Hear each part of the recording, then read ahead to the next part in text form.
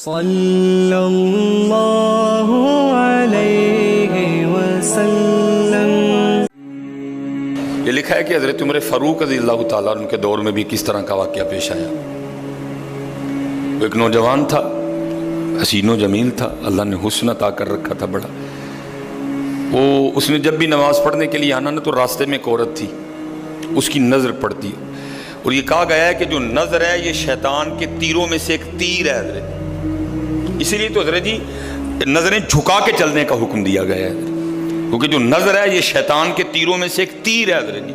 پڑھ تو یہ ایک دفعہ جاتی ہے لیکن کتنی دنوں تک حضرت اس نظر کا جو اثر ہے وہ دل سے نہیں جاتا حضرت۔ اپنی نظریں بڑی سنبھالو حضرت، اپنی نظریں بڑی سنبھالو حضرت۔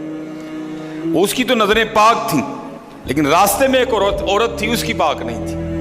اس نے آتے جاتے جاتے آتے آتے جاتے اس کو دیکھنا، شیطان نے اپنا کام کرنا شروع کر دیا۔ اس نے ایک دن کیا کیا، اس نے اپنی خادمہ سے نا اپنی خواہش کا اظہار کیا، میرا دل کرتا ہے کہ اس نوجوان سے نا تنہائی ملے، لیکن ملے تو ملے کس طرح۔ وہ جو خادمہ تھی ذرا پکی عمر کی تھی، اس نے کہا یہ تو کوئی مشکل کام نہیں ہے، آج ہی رات کو بات بنا دیتی۔ وہ جب عشاء پڑھ کے وہ نوجوان مسجد سے نکلا نا، وہ خادمہ راستے میں کھڑی ہو گئی، اس کو روک لیا، اس کو 2-3 احادیث سنائیں، 2-3 آیات مبارکہ سنائیں کسی کے کام آنے کے حوالے سے۔ ہمارے گھر میں مرد کوئی نہیں ہے، کچھ وزنی سا سامان اٹھانا ہے، اگر آپ اٹھا دیں تو بڑی نوازش ہوگی، اللہ راضی ہوگا، اللہ کے رسول راضی ہوں گے، کوئی مسئلہ نہیں۔ اسی طرح ہوا حضرت، وہ گھر لے گئی، پچھلے کمرے میں لے گئی۔ وہ جیسے کمرے میں داخل ہوئے، وہ عورت پہلے موجود تھی، اس نے جناب اندر سے چٹکنی لگا لی اور اس کے سامنے اپنی خواہش کا اظہار کیا۔ جیسے میں نے کہا نا بڑا مشکل موقع ہوتا ہے، لیکن وہ نوجوان ہماری طرح کا نوجوان نہیں تھا، وہ قرآن والا نوجوان تھا، اس کا تعلق قرآن سے مضبوط تھا۔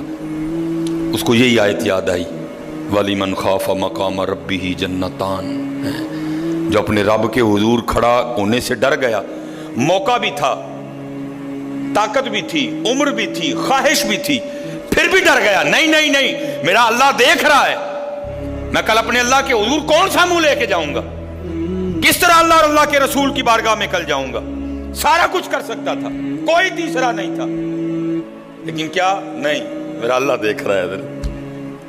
وہ ایسا خوف طاری ہوا، ایسا خوف الہی طاری ہوا، گش کھا کے گر گئے نیچے۔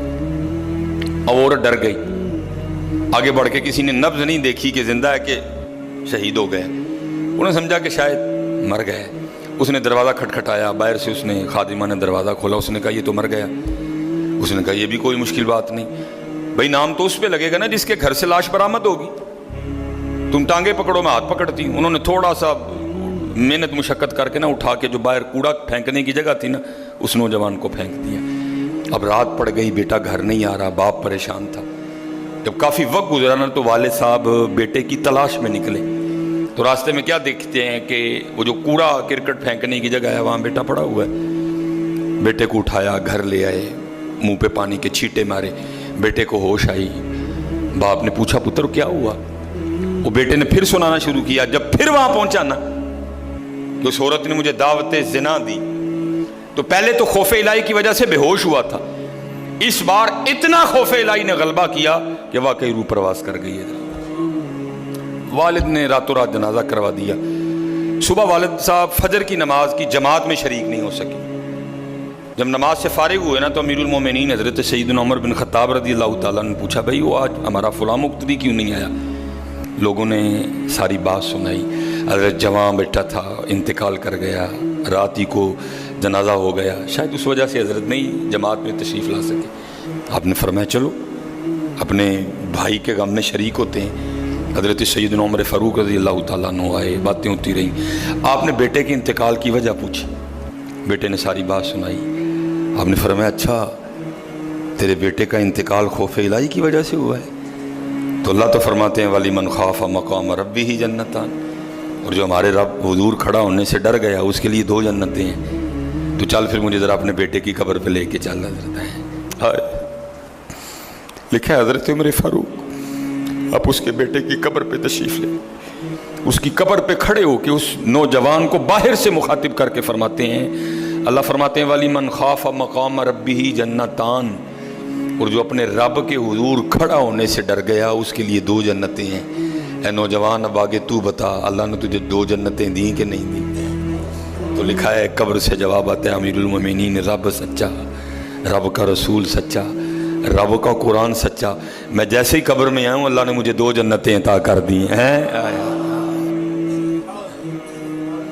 बचो, इससे बचो हज़रत, इस दौर का सबसे बड़ा फितना हज़रत, इससे बचो हज़रत। और ख़ुद नहीं बचा जाता हज़रत, अपने अल्लाह के हुजूर बार बार गिड़गिड़ाओ, या अल्लाह सानू बचा ले। और फंसाया हज़रत हमें इन्होंने इस तरह है, हमारे मुआशरे को इन्होंने इस तरह का बना दिया है कि यहाँ ज़िना बिल्कुल बुरी चीज़ नहीं समझी जा रही। लोग फ़ख्र से बताते हैं, और ये कुर्ब क़यामत की निशानी है। लोग गुनाह करके फ़ख्रिया बताया करेंगे। आज का नौजवान फ़ख्रिया बताता है, जी मेरी इतनी गर्ल फ्रेंड्स हैं। आज का नौजवान फ़ख्र से बताता है, ये कुर्ब क़यामत है, ये निशानी है क़यामत की।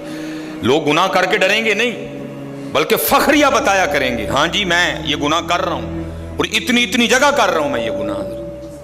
लेकिन क्या होगा, नेकी मुश्किल हो जाएगी। आज हज़रत जी आप दूसरा निकाह कर लें, अल्लाह सुन्नत है।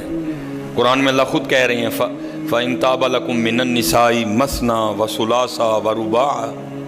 पहले की तो अल्लाह ने बात ही नहीं की, बात ही दूसरे से शुरू हो रही है।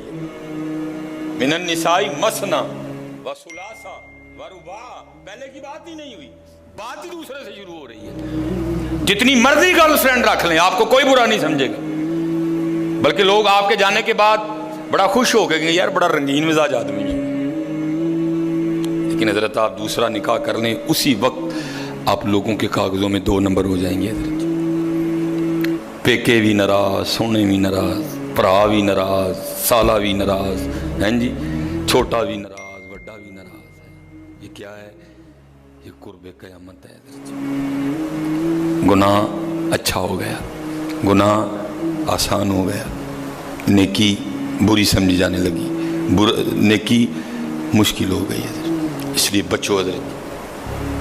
और उसका तरीका जो हमें हमारे बड़ों ने बताया है वो यही है हजरत जी, रोज़ सरगी उठो ते अल्लाह दे हुजूर रो, या अल्लाह जे दिन चढ़े आए तो तेरे फजल ना चढ़े आए, जे चाड़े तो फिर साड़ी हिफाजत भी फरमाएंगे, सानू बचा भी लेंगे, साड़ी हिफाजत भी फरमाएंगे। तो हजरत जी दुनिया तो 4 दिन की है, जा रही है।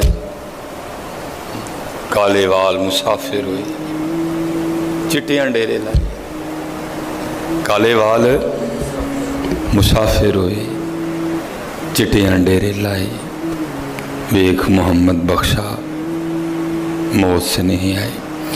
और हज़रत जी अल्लाह सबको अपनी हिफाजत में रखे। अगर कोई इस गुनाह में फंसा हुआ है, अगर कोई इस गुनाह में फंसा हुआ है तो मैं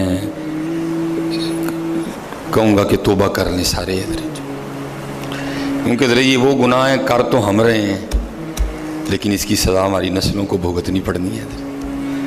क्योंकि इमाम शाफ़ई रहमतुल्लाहि तआला अलैह फरमाते हैं ज़िना वो कर्ज है जो ले तो तू रहा है लेकिन चुकाएगी तेरी औलाद। हजरत ज़िना वो कर्ज है जो ले तो तू रहा है लेकिन चुकाएगी तेरी औलाद।